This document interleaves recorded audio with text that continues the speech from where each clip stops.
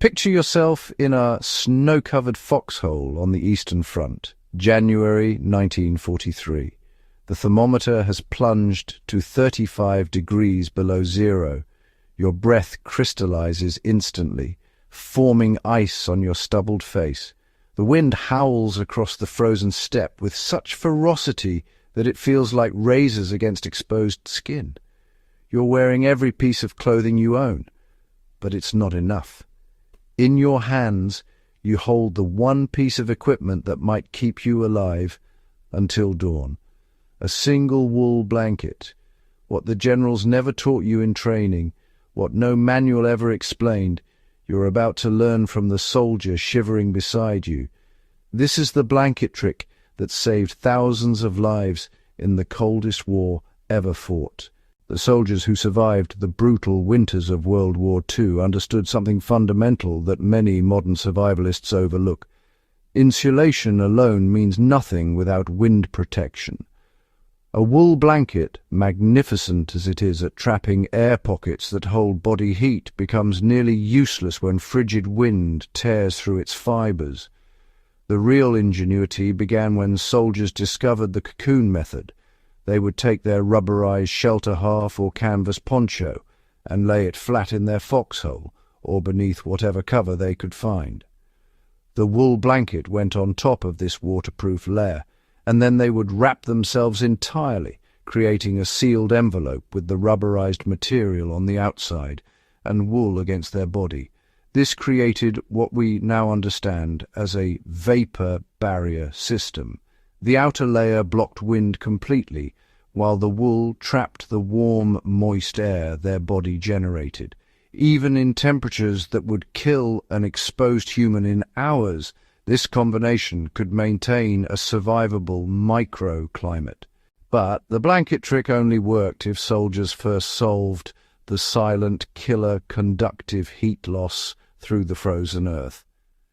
Veterans of the Eastern Front learned quickly that you could have 10 blankets, but if you laid directly on frozen ground, hypothermia would claim you before morning. The solution required resourcefulness that bordered on desperation. Soldiers scavenged everything: spruce boughs stripped from nearby forests, cardboard torn from ammunition crates, even newspapers stuffed inside their uniforms and packed beneath their bodies. Pine branches proved particularly valuable because they created air gaps between the soldier and the earth, while their natural oils provided marginal water resistance. Some soldiers learned to dig shallow scrapes in the snow itself, using the excavated snow to build low walls that blocked wind. Inside these tiny fortresses, they would lay their ground insulation, then execute the blanket cocoon technique. The combination was transformative. Yet, the most powerful survival tool wasn't equipment at all. It was the soldier sleeping beside you. The buddy system in extreme cold wasn't merely about morale. It was pure thermodynamics.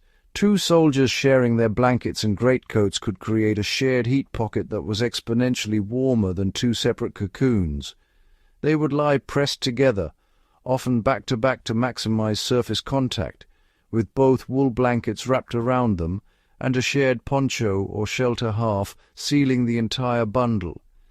Inside this shared cocoon, combined body heat could maintain temperatures 20 or even 30 degrees warmer than the outside air.